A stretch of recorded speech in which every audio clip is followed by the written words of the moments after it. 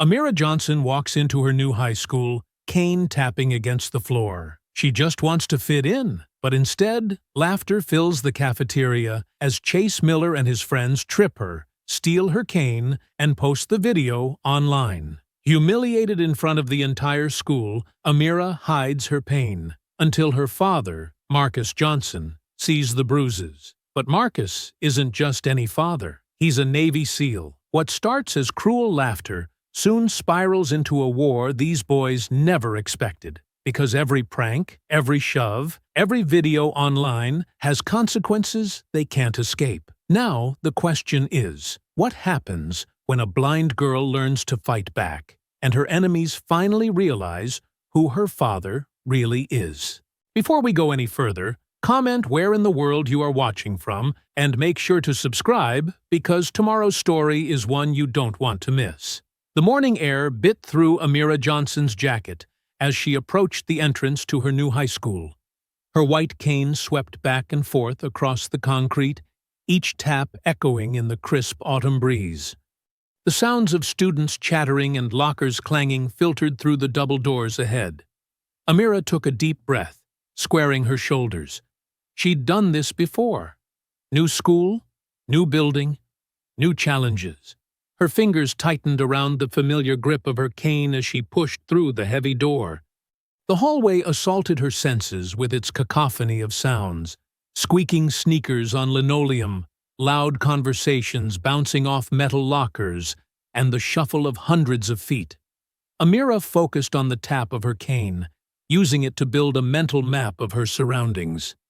3 steps forward, slight right turn, 20 paces to the first classroom. "Oh my God, look at her!" a girl's voice whispered nearby, not nearly quiet enough. "I can't believe they're letting a blind kid just walk around by herself. What if she runs into something?" another voice answered with a snicker. "Or someone." Amira's jaw clenched, but she kept moving. The whispers weren't new. They followed her everywhere, like shadows she couldn't see but always felt. She concentrated on counting her steps, on memorizing the subtle changes in floor texture that would help her navigate later. "Hey," a soft voice said to her left. "Do you need help finding your first class?" Amira turned toward the voice, gentle, genuine, without the usual undertone of pity she'd grown to recognize. "I'm okay, thanks," she replied, more curtly than she'd intended. "I can manage." "I'm Leah," the voice continued, undeterred. "If you change your mind, I'm happy to help. No pressure, though." Something in Leah's tone made Amira pause. "I appreciate it," she said, softening slightly. "But I need to learn the layout myself." The morning classes passed in a blur of new voices, new spaces to memorize, and the constant undercurrent of whispered comments. By lunch, Amira's head was pounding from the effort of processing everything around her. The cafeteria was the worst, a massive space full of echoing voices and the clatter of trays. She made her way carefully between tables, counting steps, and listening for gaps in the noise that might indicate an empty seat. The smell of mystery meat and overcooked vegetables grew stronger as she approached the serving line. That's when she heard them. A group of boys, their laughter carrying a sharp edge that made her stomach tighten. The sound of Letterman jackets rustling told her they were athletes, probably the popular crowd she'd been warned about. "Watch this," one voice said, deep and smug. "Hey, blind girl, there's an empty seat right here." Amira ignored them, continuing her careful navigation through the cafeteria. But suddenly her cane hit something solid. A leg, deliberately stuck out in her path. She stumbled, barely catching her balance. "Oops," another voice said, higher and nasally. "Guess your stick missed that one." More laughter erupted, closer now. "Come on, Chase," the nasal voice continued. "Show her where to sit." "Right here, sweetheart," the first voice, Chase, called out. "Just follow my voice. Marco! Polo!" Heat crept up Amira's neck as other students joined in the laughter. She could picture them all staring, could feel the weight of their eyes on her. Her fingers cramped around her cane's handle. "What's wrong?" Chase taunted. "Can't take a joke? We're just trying to help." "Yeah," a third voice chimed in. "Tyler here's a great seeing-eye dog. Aren't you, Ty?" The boy named Tyler made exaggerated barking sounds, sending another wave of laughter through the cafeteria. Amira stood frozen, her chest tight with humiliation and anger. "I got it all on video," the nasal voice announced proudly. "This is going to be epic, Chase." "You hear that, blind girl?" Chase called out. "You're gonna be famous. Well, more famous than you already are, being the only blind kid brave enough to grace us with your presence." Amira's cheeks burned as she gripped her cane tighter. The urge to say something, to fight back, rose in her throat, like bile. But years of experience had taught her that would only make things worse. Without a word, she turned and started making her way toward the cafeteria exit, each tap of her cane accompanied by fresh peals of laughter from Chase and his friends. Behind her, she could hear them still going. "Aw, don't leave!" Chase called out. "We've got so many more games we can play." "Yeah," Tyler added between barks. "Like pin the tail on the blind girl." Ethan's nasal voice cut through the noise. "Make sure you get her good side for the video, guys." The laughter followed her all the way to the door, each step feeling like a mile as she fought to keep her composure. She wouldn't give them the satisfaction of seeing her cry. She wouldn't let them know how much their words stung. But her white-knuckled grip on her cane betrayed the storm of emotions raging inside her as she made her quiet exit from the cafeteria. The cafeteria bustled with its usual chaos as Amira found her way to a corner table. She'd chosen this spot carefully, far from the main traffic areas, close to the wall where she could keep her back protected. Her fingers traced the edge of her lunch tray, mapping out where everything sat. Apple to the right, sandwich in the middle, milk carton to the left. The noise level rose and fell like waves, and Amira tried to lose herself in the rhythm of ordinary lunch conversation. But her ears stayed alert for a particular sound: the rustle of Letterman jackets, the confident stride of expensive sneakers on linoleum. "Just eat quickly and get out," she whispered to herself, picking up her sandwich. The bread felt slightly stale under her fingers, but she didn't care. Every bite meant she was closer to escaping. Then she heard it. That familiar laugh, getting closer. Chase Miller's voice carried across the cafeteria like he owned it. "Look who's hiding in the corner, guys!" Amira's heart rate picked up, but she kept her head down, taking another bite of her sandwich. Maybe if she ignored them, they'd get bored and move on. "It's rude not to say hello," Ethan's nasal voice added. 3 sets of footsteps approached her table. The bench creaked as someone sat down heavily beside her. "Hi, blind girl," Tyler's deep voice rumbled next to her ear. "Sitting all alone? Don't you have any friends?" Amira set her sandwich down, her appetite vanishing. "Leave me alone," she said quietly, but firmly. "Oh, she speaks!" Chase's voice came from directly across the table. "And here we thought you might be deaf too." "Yeah, we were worried," Ethan chimed in. "Especially after you ran away yesterday. That wasn't very friendly of you." Amira's hand instinctively moved to her cane, propped against the table beside her. But before she could grab it, she felt it being snatched away. "What's this thing made of, anyway?" Chase asked, and Amira could hear him tapping it against something. "Seems pretty flimsy." "Give it back," Amira said, her voice stronger now. She stood up, reaching out, but Chase laughed and moved away. "You want it?" he taunted. "Come and get it. It's right here." He waved it above her head. She could hear it swooshing through the air. The cafeteria had grown quieter. People were watching now. Amira could feel the weight of their stares, hear the anticipatory whispers. "I said give it back," she repeated, trying to keep the tremor out of her voice. "Or what?" Tyler stood up beside her, his bulk making her feel small. "You gonna tell on us?" "Maybe she'll use her super hearing powers," Ethan suggested with a laugh. "That's a thing, right? Blind people get superpowers to make up for being broken." Amira's fists clenched at her sides. "I'm not broken," she said through gritted teeth. "Could have fooled me," Chase replied.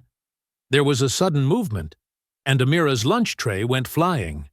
She heard the clatter of plastic hitting the floor, felt drops of milk splash against her legs. The cafeteria erupted in laughter. Somewhere in the distance, she heard a teacher's voice call out half-heartedly, "All right, everyone settle down." "Oops," Chase said, not sounding sorry at all. "Looks like you made a mess. Better clean that up." Amira stood frozen, humiliation burning through her body. She could hear phones clicking, people taking pictures or videos, documenting her shame for their entertainment. "Come on, guys," another teacher called out, sounding bored. "Let's keep it down." "Here's your stick back," Chase said, and Amira's cane clattered to the floor somewhere near her feet. She knelt down, hands shaking as they searched the sticky floor.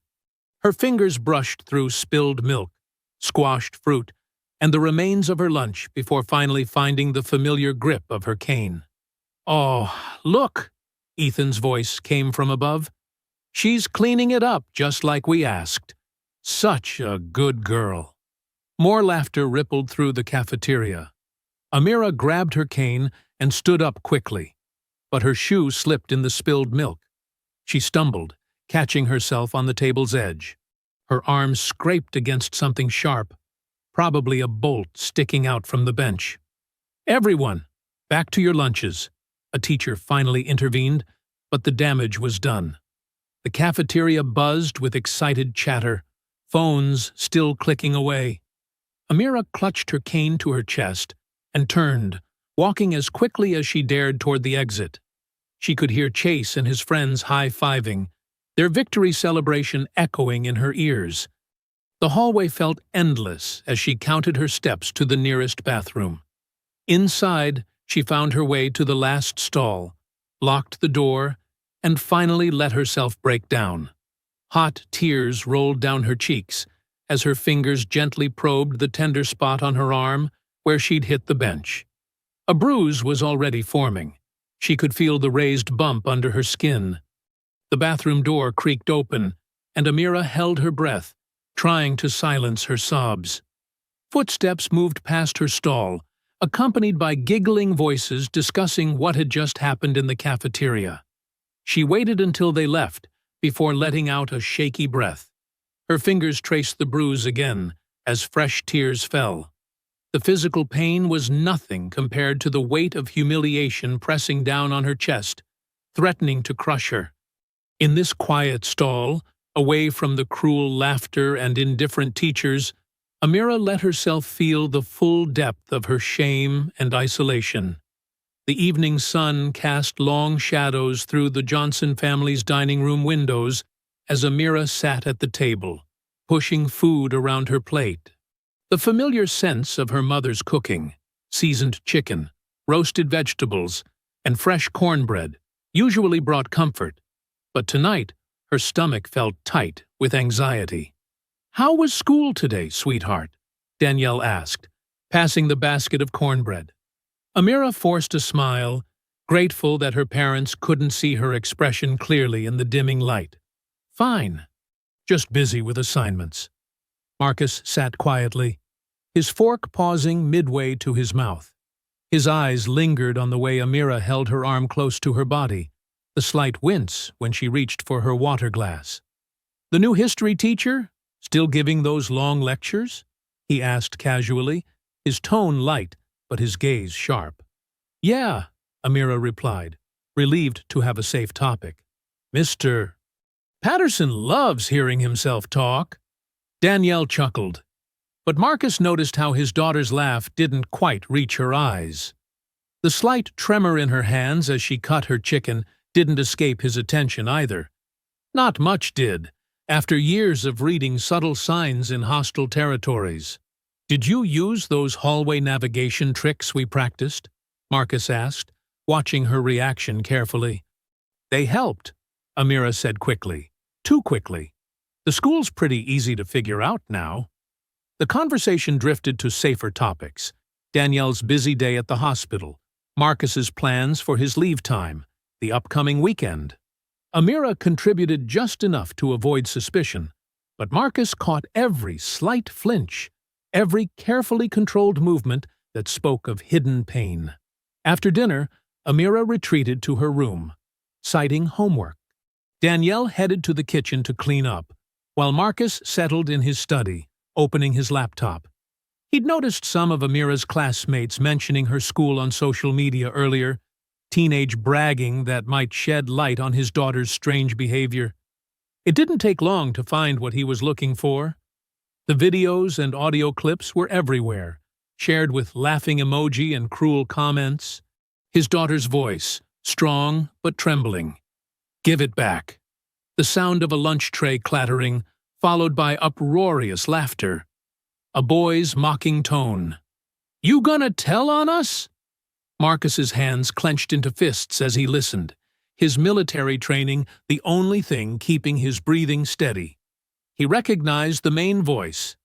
Chase Miller, the quarterback everyone in town praised as their golden boy. The same kid whose father was always bragging at the local bar about his son's football scholarship prospects. More clips followed. The sound of his daughter stumbling. More laughter. Phones clicking to capture her humiliation. Teachers' voices in the background, barely intervening. The comments under the posts were worse. Jokes about his daughter's blindness, racist remarks hidden behind "just kidding" and "no offense." Marcus closed his laptop slowly, deliberately, the way he used to clean his weapon after a mission. His jaw tightened as pieces clicked into place. The bruises, the forced smiles, the careful way she held herself at dinner. His daughter, his bright, strong girl, was being tortured at school while adults looked the other way. He moved through the quiet house, footsteps silent from years of training. Outside Amira's room, he could hear the soft sound of muffled crying. His heart clenched. How many nights had she cried alone, thinking she had to handle this by herself? Marcus knocked gently on her door. "Amira, can I come in?" There was a quick shuffling sound, then Amira's voice, slightly hoarse. "Yeah, Dad." He opened the door to find her sitting on her bed, hastily wiped tears still visible on her cheeks. Her phone lay face down beside her, probably playing the same cruel videos he'd just discovered. Marcus sat down next to her, the bed dipping slightly under his weight. The bruise on her arm was more visible now in her short-sleeved pajamas, a dark mark that made his combat-trained muscles tense with protective anger. "I heard what happened today," he said softly, watching as Amira's shoulders stiffened. "And I suspect it wasn't the first time." Amira's hands twisted in her lap. "I didn't want to worry you and Mom," she whispered. "You're both so busy, and I thought I could handle it." Marcus placed his hand gently over hers, stilling their nervous movement. "You don't have to fight this alone anymore." The next morning, before the sun had fully risen, Marcus's gentle knock roused Amira from sleep. "Time to get up, sweetheart," he called softly through the door. Amira groaned, her hand finding her clock. "Dad, it's 5:30. Best time to train. Meet me in the backyard in 10 minutes. Confused but curious, Amira pulled on sweatpants and a hoodie. The morning air was crisp as she carefully made her way down the back steps, her cane tapping against the wooden boards. "Leave the cane by the steps," Marcus said. His voice came from the center of their small yard, where the grass was still wet with dew. "Come to me. Listen to my voice." Amira hesitated, then set her cane down. She took tentative steps forward, arms slightly extended. "Stop." Marcus's command was firm but gentle. "Don't reach out. Listen. What do you hear?" Amira stood still, focusing like her dad had taught her during their nature walks. You're breathing. It's coming from about 15 feet ahead. And your shoes, they're squeaking a little on the grass. Good. Now, I'm going to walk around you. Tell me where I am based on sound alone. His footsteps moved slowly, first to her left, then behind her, then right. Amira turned her head, tracking him. You're circling me. Now you're at my 4 o'clock. Now 6. Now 9. Excellent. In a crowded space like your school cafeteria, footsteps tell you everything. Let's practice something else. I'm going to try to grab your arm. Very gently. Your job is to step away when you hear me coming. For the next 20 minutes, Marcus approached from different angles. At first, Amira flinched and moved too late, but gradually she began to anticipate his movements, stepping aside just as his hand would have reached her. You're getting it, Marcus praised. Now, if someone does grab you, he took her arm firmly but carefully. Turn into the grip, not away. Like this. He guided her through the motion, showing how to break free using the attacker's own momentum. They practiced this move repeatedly. Amira's initial awkwardness gave way to smoother movements as muscle memory began to build. Her breathing grew more confident with each successful escape. Remember, Marcus said, demonstrating another hold break, you don't need to see to defend yourself. Your other senses are sharper than most people's. Use that advantage. The sky brightened as they worked, birds beginning their morning songs. Sweat dampened Amira's hair despite the cool air, but she felt more energized than tired. Last thing for today, Marcus said. If someone comes at you from behind. He moved quietly, but Amira heard the slight rustle of his clothes. She stepped sideways, just as he'd taught her, and his grab missed completely. Perfect, pride filled his voice. You're a natural at this. Inside, the smell of coffee and toast filled the kitchen. Danielle was already in her scrubs, preparing for her early hospital shift. You two are up early, she observed, sliding plates of scrambled eggs across the counter. Amira sat down, muscles pleasantly sore, a new awareness of her surroundings humming through her body. Each bite of breakfast felt like fuel for something important, not just another routine morning. Just some father-daughter time, Marcus said casually, but he squeezed Amira's shoulder as he passed. At school, Amira walked differently. Her cane moved with purpose, not hesitation. She focused on the sounds around her, footsteps, voices, the subtle echoes that helped her map the space. The whispers still followed her, but they seemed less important now. In second period, Leah Parker slid into the seat next to her. You seem different today, she said quietly. Different how? I don't know. Taller, maybe? Like you're not trying to disappear anymore. Amira allowed herself a small smile. Maybe I'm just tired of disappearing. The day wasn't perfect. She still heard Chase and his friends snickering in the hallway, still felt the weight of stairs she couldn't see. But something had shifted inside her. Each footstep she heard now carried information, distance, direction, intention. The school's layout felt clearer in her mind, like a map drawn in sound and memory. That evening, exhausted but satisfied, Amira sat on her bed while Marcus placed her cane carefully on her nightstand. The familiar tap of wood against wood held a new meaning now, not just a tool for navigation, but a reminder of her own capability.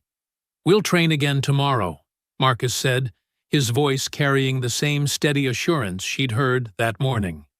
Amira smiled faintly, feeling the day's lessons settled in her muscles like a foundation being laid. For the first time since the bullying began, hope flickered in her chest. Small but growing, like the first light of dawn they'd trained under. The gymnasium buzzed with excitement as students filed into the bleachers for the afternoon pep rally. Colorful banners hung from the walls, and the school mascot, a fierce-looking eagle, pranced around the polished floor. "Are you sure about this?" Amira asked Leah as they found seats near the middle of the bleachers. The noise echoed off the walls, making it harder for Amira to track individual sounds. "Everyone's here," Leah assured her. "It might be good to feel like part of things for once." She described the decorations, the cheerleaders in their blue and white uniforms, the way the basketball team sat in a row of honor near the front.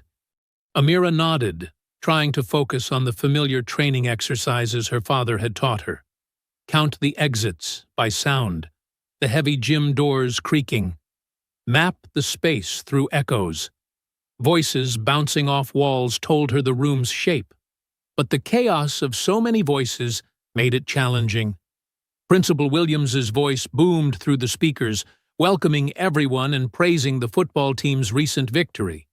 The crowd cheered, the sound washing over Amira like a wave. She gripped her cane tighter. "And now," the principal announced, "our star quarterback Chase Miller would like to say a few words about school spirit." The applause was deafening. Amira heard Chase's footsteps across the gym floor, the squeak of his sneakers against the polished wood. Something felt wrong about his movement. Too deliberate, too theatrical. "Thanks, Principal Williams," Chase's voice filled the gym. "You know, our school talks a lot about diversity and inclusion, about welcoming everyone." His tone dripped with false sincerity. Amira's stomach tightened. "We've got a special new student this year," Chase continued. "Someone really brave. Someone who shows up every day, despite her challenges." A ripple of laughter spread through the crowd. Leah grabbed Amira's hand. "We should go," she whispered. But Amira sat frozen, her father's training forgotten as panic gripped her chest. She heard phones being pulled out, cases clicking open, cameras being pointed. "Let me demonstrate," Chase said. There was shuffling, then exaggerated tapping sounds. "Oh no, where am I going?" His voice took on a mocking, helpless tone. "Can't see anything. Somebody help!" The gymnasium erupted in laughter. Amira heard phones buzzing as videos were instantly shared, the sound of messages spreading her humiliation beyond these walls. "And when she tries to eat lunch?" Chase continued, but Amira couldn't hear the rest over the blood rushing in her ears. Her face burned as hundreds of students laughed, their cruel amusement echoing off the walls until it seemed to come from everywhere at once. "That's enough, Mr. Miller," Principal Williams finally interrupted, but his tone carried more amusement than reproach. "Back to school spirit, please." Amira stood abruptly, her cane knocking against the bleachers. The sound drew more laughter. Leah tried to help her, but Amira pushed past, needing to escape. Her careful mapping of the space vanished in her panic. She stumbled down the bleachers, every misstep drawing more snickers. "Watch out!" someone called mockingly. "Oh, wait, she can't!" The rest of the day passed in a blur. Amira sat through her classes, hearing whispers and giggles, the sounds of videos being rewatched and shared. Even teachers seemed to be suppressing smiles, treating the whole thing as harmless fun. At home that evening, Amira sat cross-legged on her bed, her phone's screen reader delivering blow after blow. Social media exploded with clips from the pep rally, each share and comment cutting deeper. "OMG, did you see this?" the robotic voice read. "Chase is hilarious. Best pep rally ever. That blind girl's face, though." The phone kept reading comments, each one making Amira's shoulders hunch further. Videos auto-played in succession, forcing her to relive the moment over and over. Chase's mocking voice, the crowd's laughter, her own stumbling escape, all preserved forever online. A floorboard creaked in the doorway. Amira didn't need to ask who it was. She recognized her father's breathing, the subtle weight of his presence. Marcus stood silently, watching his daughter curl into herself as the phone continued its cruel recitation. "Everyone loved it," the screen reader announced another comment. "Chase Miller, legend!" Amira felt the rage radiating from her father, a controlled fury that seemed to make the air thicker. She heard his fingers flex, imagined his jaw clenching as another video started playing. The sound of Chase's exaggerated tapping filled her small bedroom. Marcus's breathing changed, slower, more deliberate, the way it did when he was containing strong emotion. Neither of them spoke as the videos continued, each replay driving home how public, how permanent this humiliation had become. A notification sound pinged. "Now trending in your area," the screen reader announced. Another wave of shares, more cruel comments. Amira's fingers trembled as they moved across the screen, unable to stop herself from scrolling through the growing mountain of mockery. Marcus remained in the doorway, his silence more potent than any words. His daughter's pain filled the space between them, along with the echoing sounds of her public shame playing again and again through the phone's speakers. The morning sun filtered through the kitchen windows as the Johnson family gathered around the breakfast table. The local news played on the small TV mounted on the wall, its volume low but clear enough to hear the anchor's voice. A controversial video from Mason Heights High School has sparked heated debate in our community, the anchor announced. The familiar footage began playing. Chase Miller at the microphone, his exaggerated movements, the crowd's laughter echoing through the gymnasium. Amira's hands wrapped tightly around her coffee mug, the warmth failing to stop her fingers from trembling. Beside her, Danielle reached over and squeezed her shoulder. "You don't have to watch this, sweetheart," Danielle said softly. "I can't see it anyway," Amira replied, her voice bitter. "But I can hear it. Everyone can hear it." Marcus stood at the counter, his coffee forgotten as he watched the news segment.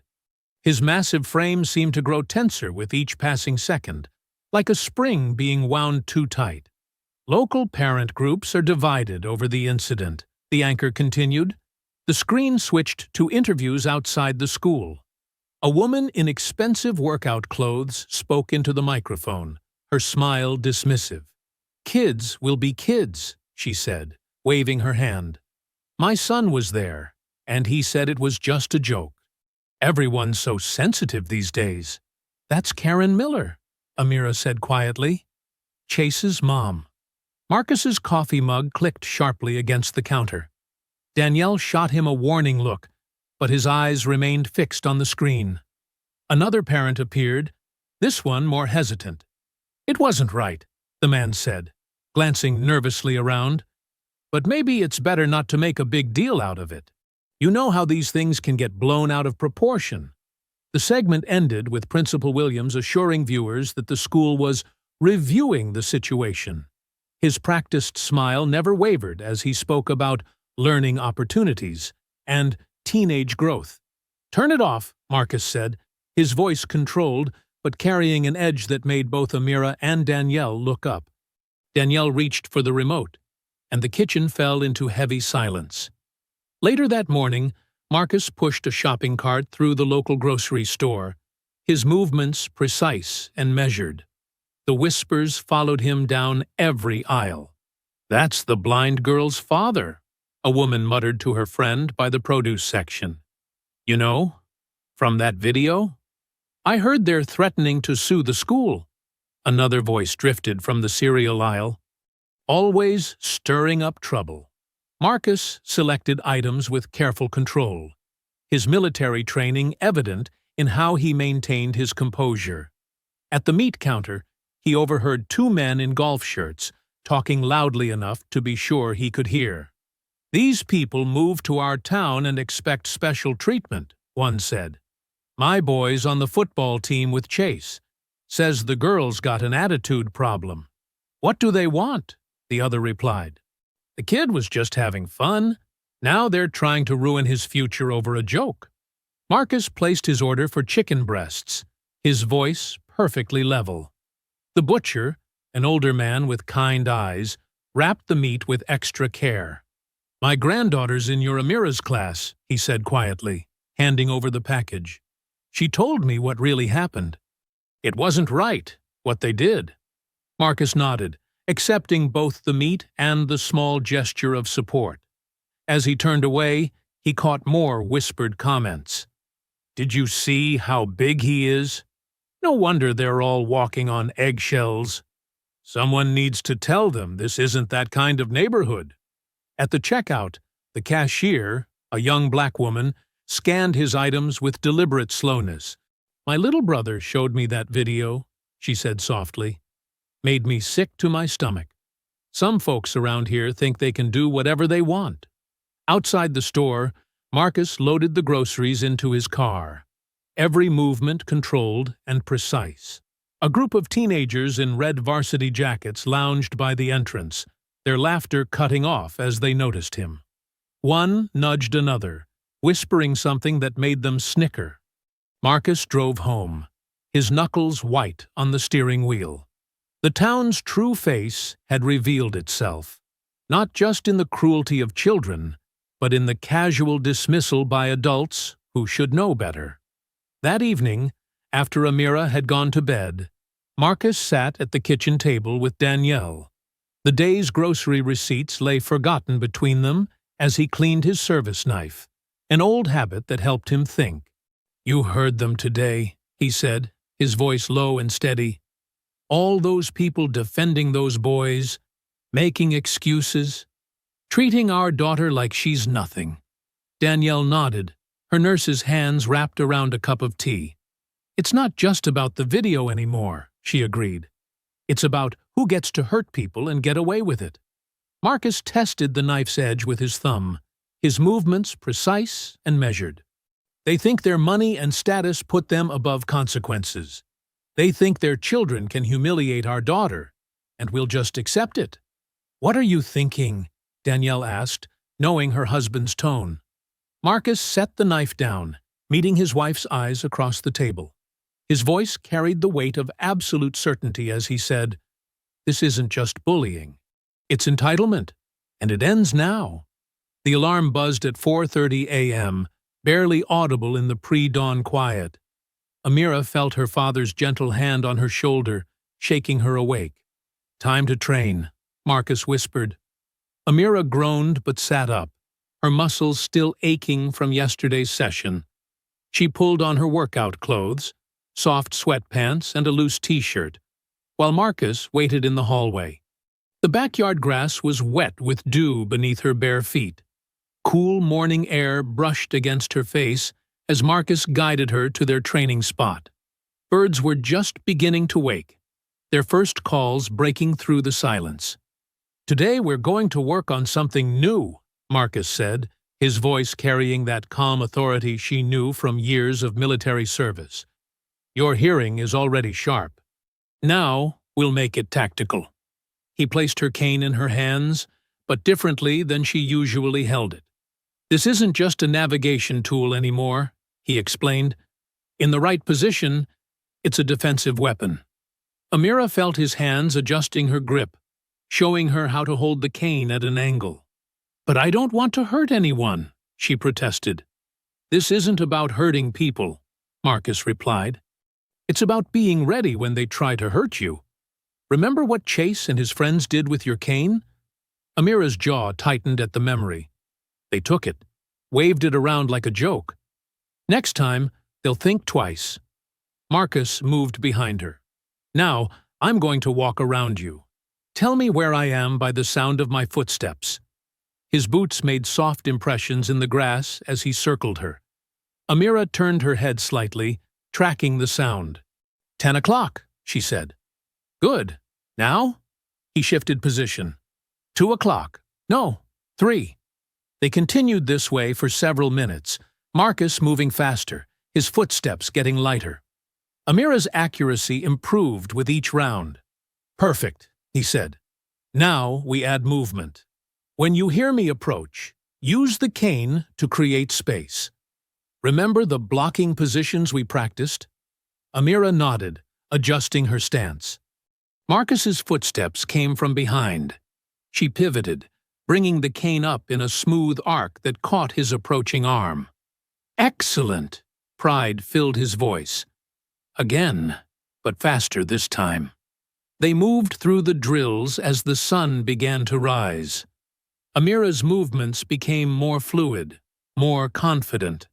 The cane felt different in her hands now, not just a tool for navigation, but an extension of her strength. After an hour, the back door opened. The smell of coffee and bacon drifted out as Danielle called, "Breakfast is ready." Inside, Amira sat at the kitchen table, her body tired but humming with energy. She could hear her mother moving around the kitchen, placing plates down.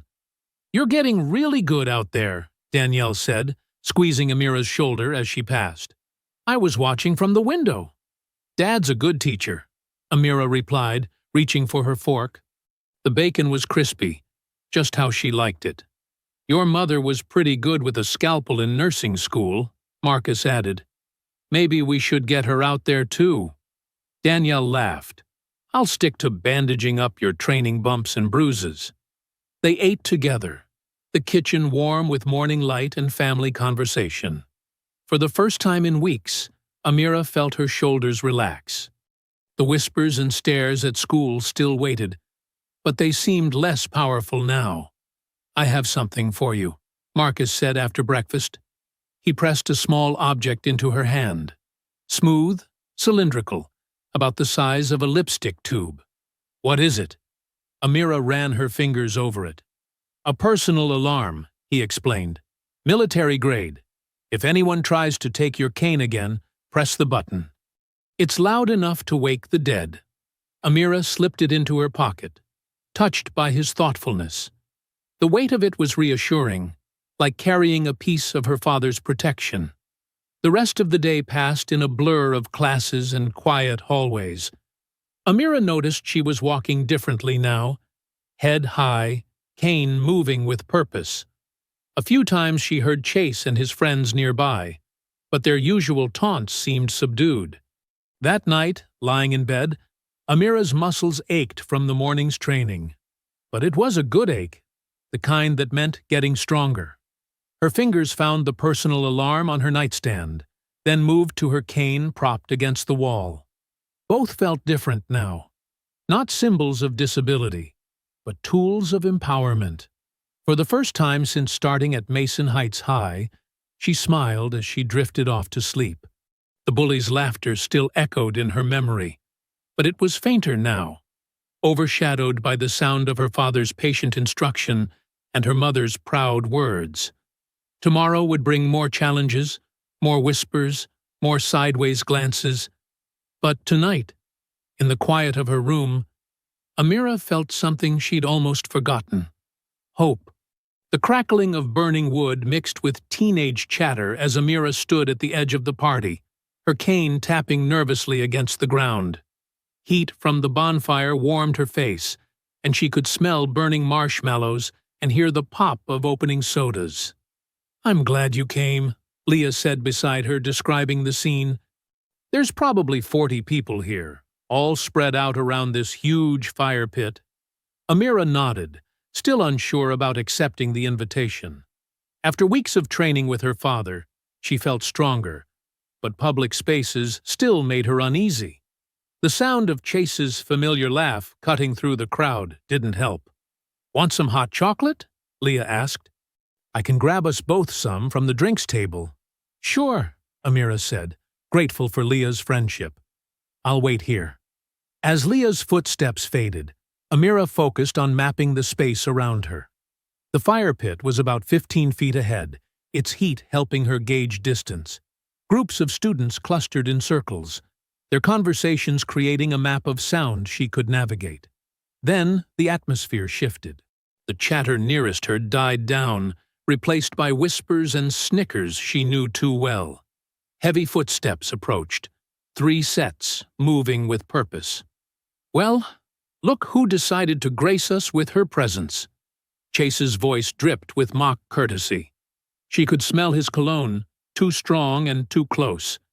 "Leave me alone, Chase," Amira said firmly, remembering her father's lessons about projecting confidence. "Or what?" Tyler's deep voice came from her left. "You'll wave your stick at us?" Ethan's laugh came from the right. "Hey, everyone, Watch this. It'll be epic. The familiar sound of his phone camera starting made Amira's stomach tighten. Rough hands grabbed her shoulders, pushing her forward. The heat of the fire grew stronger. Someone, Tyler, by the grip strength, knocked her cane aside. "Careful there, blind girl," Chase taunted. "Fire's pretty hot. Better watch your step." The crowd had gone quiet, waiting for the show. Amira could hear Leah's voice in the distance, calling out in protest, but she was too far away. Another push brought Amira closer to the fire's heat. Her heart raced, but her mind was clear. She could hear Chase's breathing to her right, smell his cologne. Tyler's heavy presence was behind her, while Ethan's excited whispers came from slightly further back. Just like training.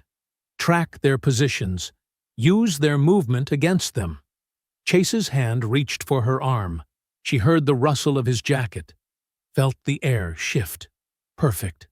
In one fluid motion, Amira sidestepped, her hand catching his wrist, just as her father had taught her. She twisted, using Chase's own momentum to pull him off balance. His surprised grunt confirmed she had him. "What the—" Chase started, but Amira was already moving. She dropped her weight, pulling down and forward while sweeping her leg back. Chase's feet left the ground. The impact of his body hitting the dirt sent vibrations through the earth she could feel through her bare feet. The crowd gasped. Someone whispered, "Holy shit." Tyler lunged forward. His footsteps were heavy, predictable. Amira pivoted, blocking his grab with her forearm and pushing him back. He stumbled, cursing. "Someone get this on video!" a voice called out. "Already am," Ethan replied, excitement making his voice crack. Chase groaned from the ground. "My wrist! You crazy by—" "Choose your next word carefully." Amira cut him off, her voice steady. She had retrieved her cane and stood in a ready stance, just as she'd practiced countless times in her backyard. The party had gone completely silent except for the crackling fire and Chase's labored breathing. Amira could feel dozens of eyes on her, but for the first time, they weren't staring at her blindness. They were seeing her strength. "You're dead, Johnson," Chase spat, but his voice wavered. "You hear me? Dead." "No, I'm not," Amira replied calmly. "And everyone here just watched you try to push a blind girl into a fire. How's that going to look on Ethan's video?" More whispers rippled through the crowd. Footsteps approached quickly. Leah, slightly out of breath. "Amira, are you okay?" Leah's hand touched her shoulder. "I'm fine," Amira said, loud enough for everyone to hear. "Just teaching some boys about personal space." Chase was still on the ground, cradling his wrist. Tyler had backed away, his confident swagger gone. Ethan's camera was still recording, capturing every second of their humiliation. The crowd's whispers grew louder, a mix of shock and grudging admiration. Someone in the back started a slow clap, but it died quickly in the tense atmosphere. "My father's going to hear about this," Chase threatened, but his voice was small now, wounded pride mixing with physical pain. "Good," Amira replied. "Tell him everything. Tell him how brave you felt. 3 guys against 1 blind girl. Tell him what you were trying to do to me. I'm sure he'll be really proud." Monday morning sunlight streamed through the school's front windows as Amira walked through the doors, her cane moving in confident sweeps. For the first time since starting here, her shoulders weren't tight with anxiety. Students whispered as she passed, but these whispers were different, tinged with something like respect. "Everyone's talking about what happened," Leah said, falling into step beside her. "Chase wasn't even at football practice yesterday." Amira allowed herself a small smile. Maybe he needed time to nurse his bruised ego. The first period bell hadn't rung yet, when a secretary's voice crackled over the intercom. "Amira Johnson, please report to Principal Harris's office immediately." The smile faded from Amira's face. Leah squeezed her arm. "Want me to come with you?" "No, I'll be okay," Amira said, though her stomach churned. She'd expected some fallout, but not this soon. The office carpet muffled her cane's taps as she entered. Voices drifted through Principal Harris's open door. Angry, demanding voices. She recognized Chase's father's baritone from football games. "Come in, Miss Johnson," Principal Harris called out. His voice had that forced cheerfulness she hated, the kind adults used when they were about to do something unfair. The office smelled of coffee and leather. Multiple people shifted in their seats as she entered, at least 3 others besides the principal, based on the sounds. "Please sit down," Principal Harris said. "We have Mr. and Mrs. Miller here, as well as our school resource officer." Amira's fingers tightened on her cane as she found the empty chair. A police officer? Her father's warnings about authority figures rang in her ears. "Miss Johnson," Mr. Miller spoke first, his voice tight with barely controlled rage. "Would you care to explain why you assaulted my son Saturday night?" "I defended myself," Amira said clearly. "Chase and his friends were pushing me toward a bonfire. There are witnesses." "That's not what Chase told us," Mrs. Miller cut in. "He said you attacked him without provocation. You broke his wrist. He might miss the rest of the football season." Principal Harris cleared his throat. "We've reviewed the situation carefully. Several students have given conflicting accounts of what happened." "There's video," Amira said. "Ethan was recording the whole thing." "Yes, well," Principal Harris shuffled some papers. "The video we've seen only shows the actual incident, not what led up to it. And regardless of provocation, we have a zero-tolerance policy for violence." Amira's heart sank. She knew that tone. They'd already decided. Everything else was just ceremony. "Given the serious nature of Chase's injury," Principal Harris continued, "and considering the tension this has created, we feel it's best if you take some time away from school. For your own safety, of course." "You're suspending me?" Amira's voice cracked. "But they were the ones who—" "1 week," Principal Harris said firmly, "during which time we expect things to calm down. Officer Brooks here will escort you to clean out your locker." "This is completely unacceptable." Leah's voice suddenly burst from the doorway. She must have followed despite Amira's assurance. "Everyone knows what Chase and his friends did. They've been bullying her for weeks."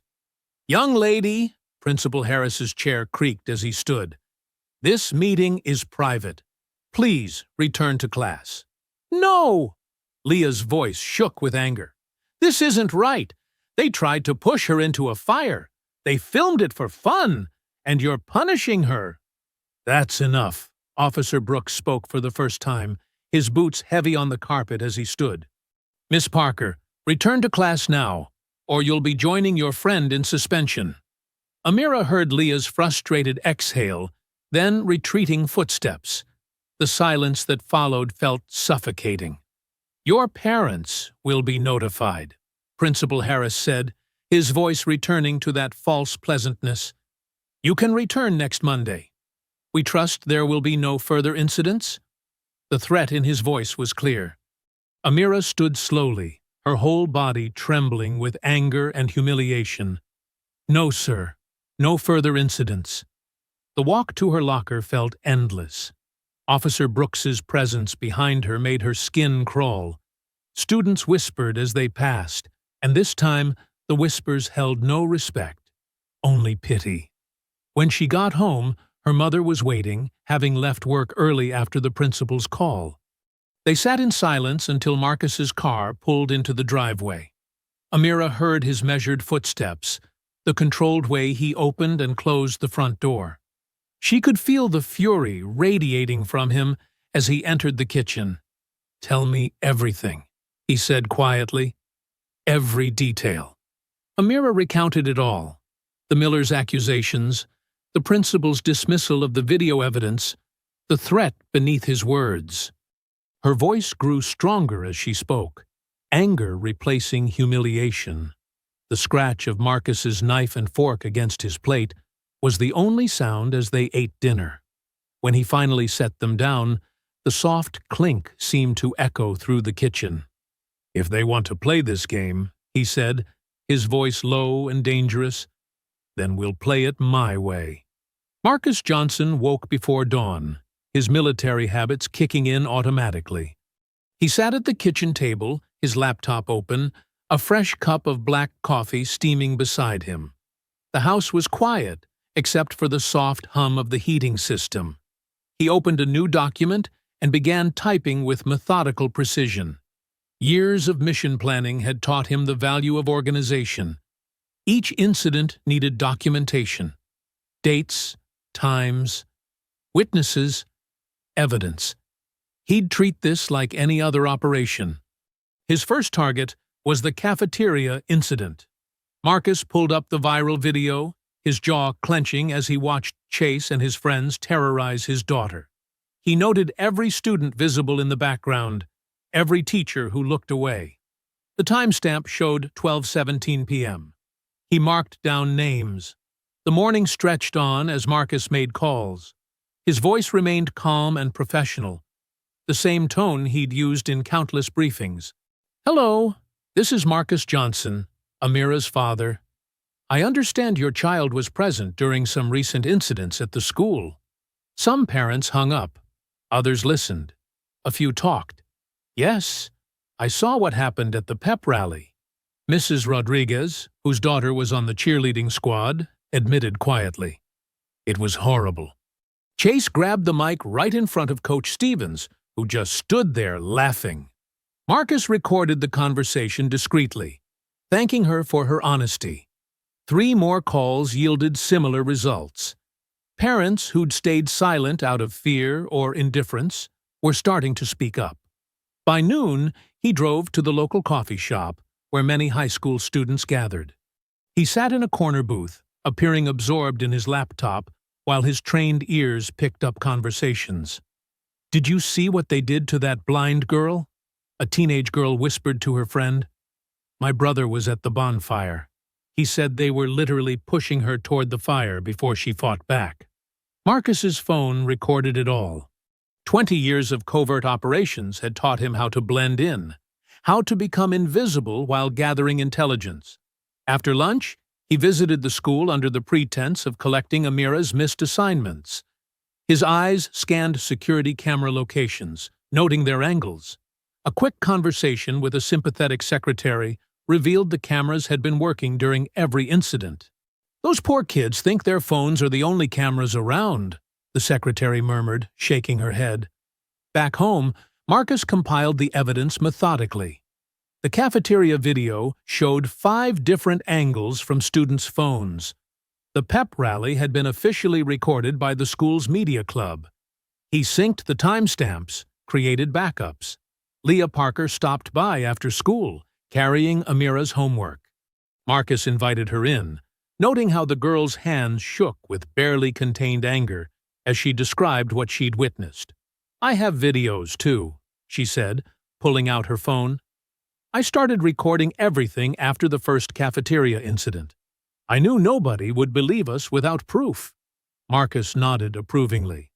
The new clips showed Chase and his friends planning their pranks, laughing about how they'd get away with it because their parents were on the school board. As evening fell, Marcus made one final call to an old SEAL teammate who'd become a civil rights attorney in the city. They talked for an hour, discussing strategy, evidence requirements, and legal precedents. "Send me everything you've got," his friend said. "This isn't just about bullying anymore. We're looking at potential hate crimes, negligent supervision, civil rights violations." The kitchen grew dark as Marcus worked, illuminated only by his laptop screen. Amira's footsteps approached, her cane tapping softly against the floor. "Dad?" she said quietly. "You've been at this all day." "Almost done, sweetheart," he replied, his fingers still typing. "Just putting the pieces together. Will it make a difference?" The doubt in her voice made his heart ache. "Truth always makes a difference," he said firmly. "Sometimes it just needs help coming to light." He continued working after she went to bed. cross-referencing statements, organizing video clips chronologically. The evidence painted a clear picture, not just of bullying, but of systematic harassment enabled by negligent adults. Near midnight, Marcus added the final piece, a compilation of social media posts from Chase and his friends, bragging about their actions, mocking Amira's disability. Their arrogance had left a digital trail a mile wide. He saved everything to multiple secure drives, encrypted the files, and created backups. The habits of protecting sensitive intelligence died hard. The clock struck midnight as Marcus finally closed his laptop. The house was silent, but his mind hummed with purpose. Everything was in place. The evidence, the witnesses, the legal framework. He allowed himself a hard smile in the darkness. Now the truth comes out, he whispered to himself. The morning sun cast long shadows across the parking lot as Marcus pulled into the local newspaper office. Amira sat in the back seat, fingers nervously tracing the handle of her cane, while Danielle reached back to squeeze her shoulder reassuringly. The Riverside Chronicle read the weathered sign above the entrance. Marcus carried a thick manila envelope under his arm as they walked inside. The office smelled of coffee and printer ink, with the quiet buzz of fluorescent lights overhead. "I'm here to see Angela Ruiz," Marcus said to the receptionist, his voice steady and professional. "We have an appointment." Reporter Angela Ruiz met them in the conference room, her dark eyes sharp and alert as she took in the family. She'd been covering local news for 15 years, and something in Marcus's voice when he'd called had caught her attention. "Thank you for meeting with us," Marcus began, sliding the envelope across the table. "What I'm about to show you isn't just about bullying. It's about systematic harassment of a disabled minor, enabled by those who should have protected her." Angela opened the envelope, spreading out printed screenshots, transcripts, and USB drives.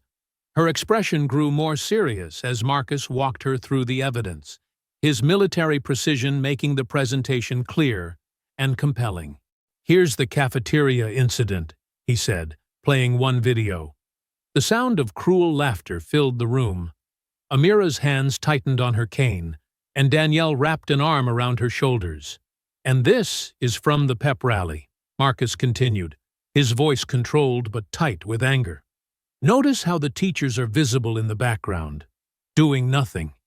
Angela took careful notes, her pen moving quickly across her notepad. "The school's response?" she asked. "They suspended Amira." Danielle spoke up, her nurse's composure cracking slightly. "After she defended herself at the bonfire. Because the bullies' parents are on the school board," Marcus added, pulling out more documents. "Here are their social media posts bragging about their influence."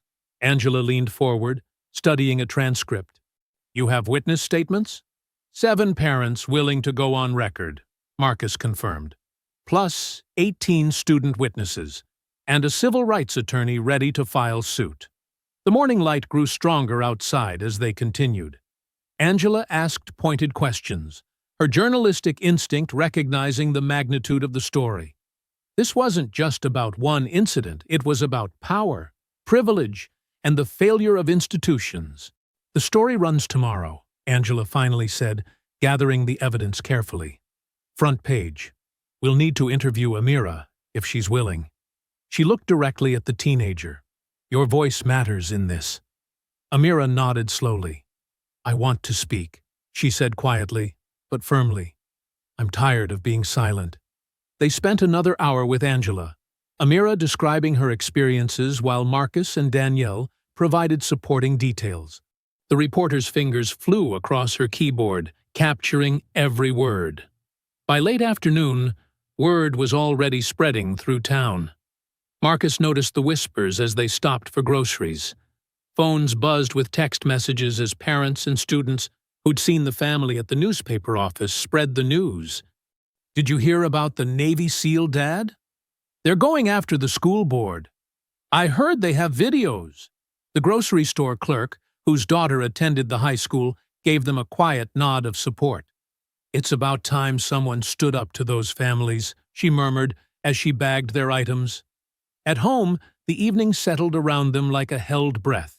Danielle cooked dinner while Marcus helped Amira with her homework, maintaining their routine despite the building tension in town.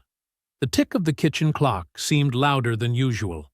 After dinner, Marcus and Amira sat on the front porch, listening to the crickets and distant traffic. The air was cool, carrying the scent of autumn leaves. Amira's cane rested across her lap, her fingers absently running along its length. "Dad?" she said softly. "Yes, sweetheart?" "Will it really work?" Her voice held equal measures of hope and doubt. Marcus was quiet for a moment, choosing his words carefully.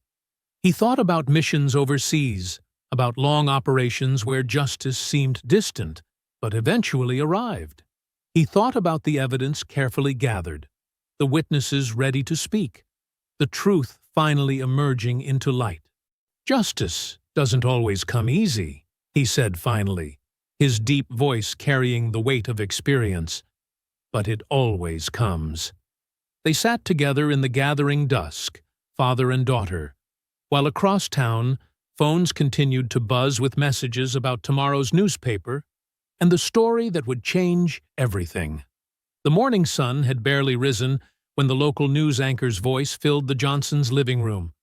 "Breaking news this morning as disturbing evidence emerges of systematic bullying at Riverside High School," she began, her professional tone carrying an edge of disbelief.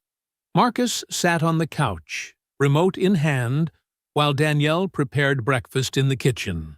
Amira perched on the edge of her chair, listening intently as her story unfolded on the morning news.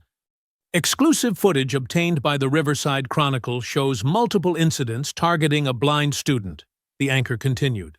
The first video played, the cafeteria scene. Even with the faces blurred, Chase Miller's distinctive varsity jacket was unmistakable as he knocked Amira's tray to the floor. Danielle paused her cooking, spatula frozen mid-flip. The eggs sizzled quietly in the pan as the news continued. The victim, 16-year-old Amira Johnson, is the daughter of decorated Navy SEAL Marcus Johnson, the anchor revealed. The station cut to Angela Ruiz's interview footage from yesterday, showing Amira speaking with quiet dignity about her experiences. "I just wanted to get an education," Amira's recorded voice stated clearly. "Instead, I became their entertainment." The morning shows across all local channels picked up the story. Phones throughout Riverside buzzed with notifications as the Chronicle's online article went live. Social media exploded with shares and angry comments. In the Miller household across town, Chase slumped lower on his couch as his mother watched the news in horror. His phone wouldn't stop vibrating with messages from friends and teammates. The pep rally video was playing now, his voice echoing through speakers across the city as he mocked Amira's blindness. "How could you?" his mother whispered, but Chase had no answer. His father paced in the kitchen, already on the phone with their lawyer. Back at the Johnson home, Marcus's phone rang. It was Angela Ruiz. "The response is overwhelming," she reported. "The school board chairman just called an emergency meeting for tomorrow."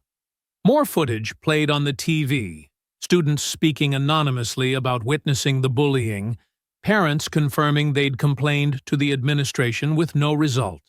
The story grew beyond Amira, exposing a pattern of protected privilege in the small town. "This is a clear failure of leadership," a civil rights attorney stated on screen. The Americans with Disabilities Act exists precisely to prevent this kind of discrimination. Danielle finally remembered the eggs, quickly scraping the slightly burnt breakfast onto plates. The kitchen filled with the smell of toast and coffee as the news continued to roll. Online comments flooded local news sites. "Those boys should be expelled." "Where were the teachers?" "Shame on the school board." "Thank you for speaking up, Amira."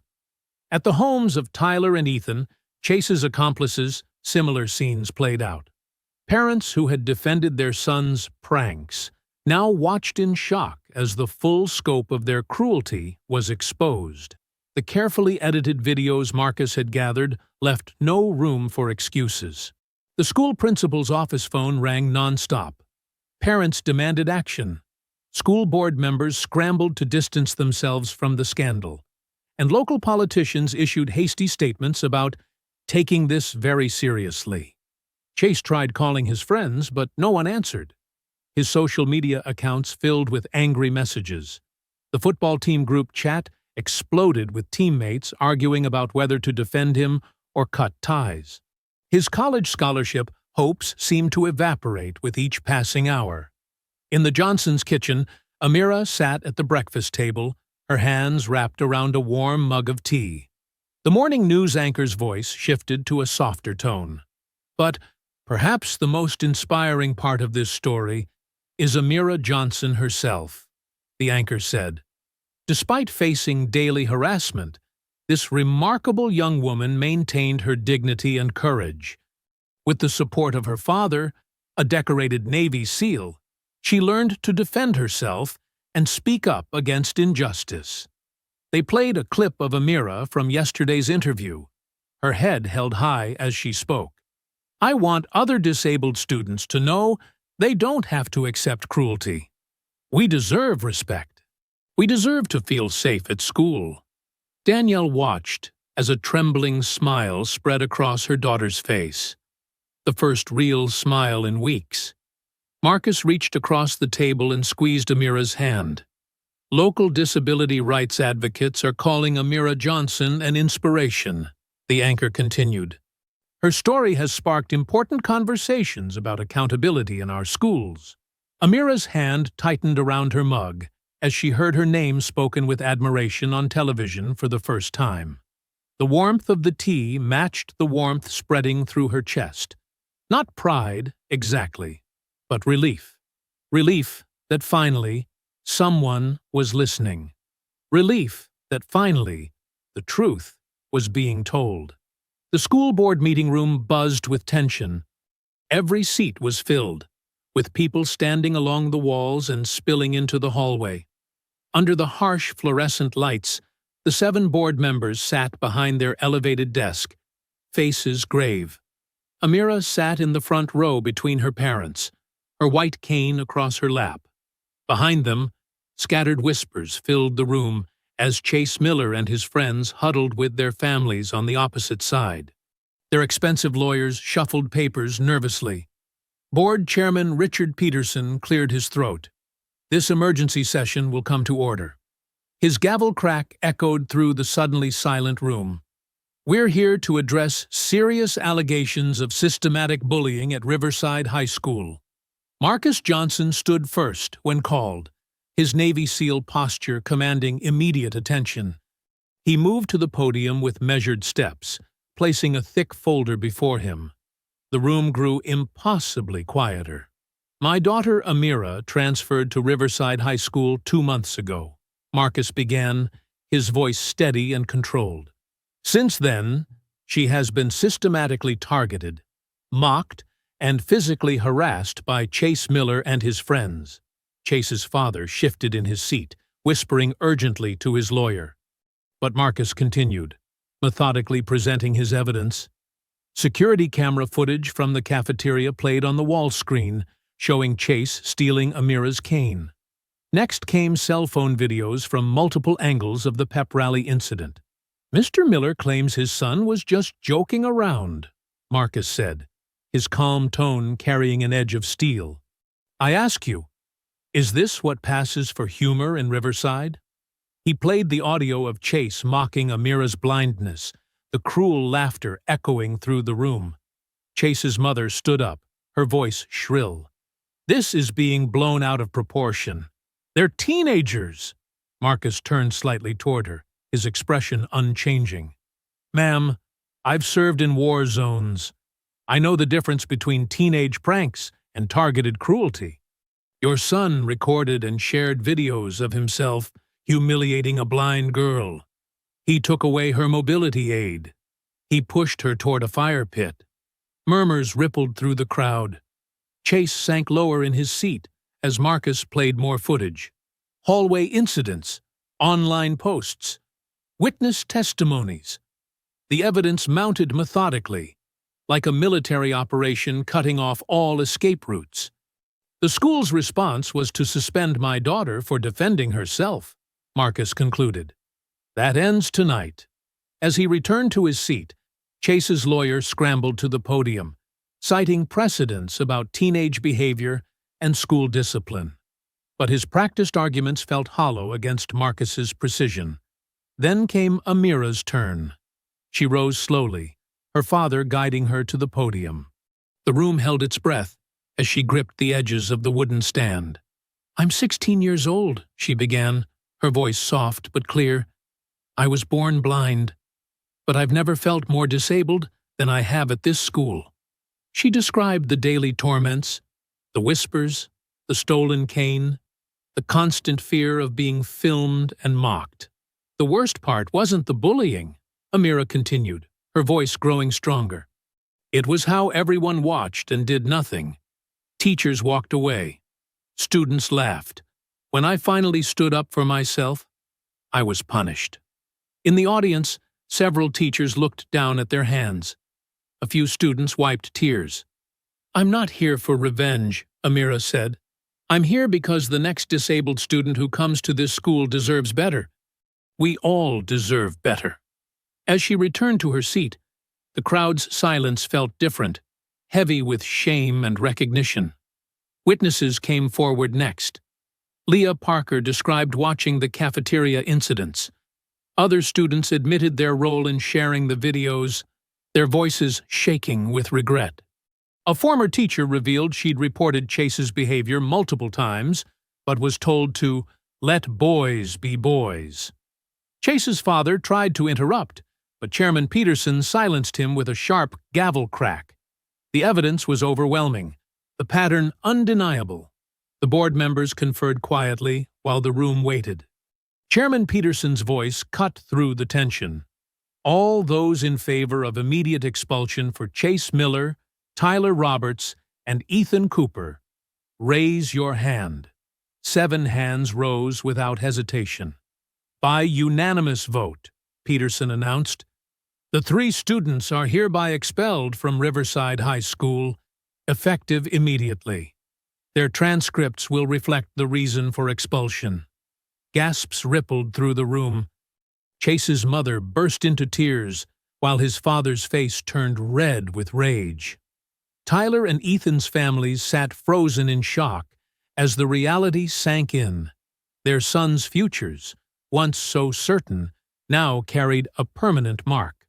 The gavel cracked one final time, but it was nearly drowned out by the eruption of voices. Parents pulled out phones, already spreading the news. Chase and his friends slumped in their seats, their varsity jackets suddenly looking like costumes rather than armor. In the front row, Amira reached for her father's hand. For the first time since starting at Riverside High, she sat with her head held high, her cane resting easily across her lap. The whispers around her no longer carried mockery, only justice. The morning sun cast long shadows across Riverside High's empty football field. Chase Miller stood at the fence, gripping the chain link with white knuckles. His red varsity jacket, once a symbol of his status, hung loose and unworn in his other hand. Inside the school's main office, Principal Stevens was meeting with yet another college recruiter. Through the window, Chase could see the man shaking his head, gathering papers into his briefcase. That made 3 scholarship offers withdrawn this week alone. His phone buzzed. Another email from State University. He didn't need to read it to know what it said. The same message had come from 6 other schools. After careful consideration, regret to inform you, admission status has been rescinded. At home that evening, Chase sat at the kitchen table while his parents argued with their lawyer in the living room. Words like damages and settlement drifted through the walls. His father's company had already asked him to take a leave of absence. The publicity was bad for business. Across town, Ethan Ward deleted his social media accounts for the 3rd time. Every post he'd ever made mocking Amira had been dug up and shared. His inbox overflowed with angry messages. The likes and followers he'd once craved now felt like a noose around his neck. His gaming channel, once popular with thousands of subscribers, was flooded with comments calling him a coward and a bully. Tyler Briggs sat alone in his bedroom, staring at the football scholarship letter he'd received just 2 months ago. Now it was worthless paper. His mother had stopped trying to make him come down for dinner. The weight of consequences pressed down on him like the heaviest tackle he'd ever taken. But this time, he couldn't get back up. Meanwhile, at the Johnson house, Amira sorted through a growing pile of letters and emails. Support poured in from disability rights groups, anti-bullying organizations, and fellow students across the country. Her story had struck a nerve, becoming a symbol of standing up to systemic cruelty. "Another invitation," Danielle said, opening an envelope at the breakfast table. "The community center wants you to be the keynote speaker at their disability awareness event next week." Amira ran her fingers over her cane, remembering how it felt when Chase had stolen it. "Do you think I should do it, Dad?" Marcus set down his coffee cup. "That's your choice, Amira. But remember, your voice matters now more than ever." The lawsuits hit the following day. 3 families filed civil suits against Chase, Tyler, and Ethan's families for emotional distress and discrimination. The school board faced its own legal troubles for enabling the behavior. Local businesses pulled sponsorship from the football program. At the grocery store, Chase's mother abandoned her shopping cart when other parents started whispering and pointing. Tyler's father, once the proud announcer at every football game, stopped going to his favorite diner after the owner asked him to leave. Ethan's parents put their house up for sale, talking about moving to a different town. The boys who had once ruled the school hallways became ghosts. Chase stopped leaving his house entirely after a group of students filmed him at the mall, mocking him the way he'd mocked Amira. The video went viral within hours, but across town at the community center, a different story was unfolding. The main hall was packed for the disability awareness event.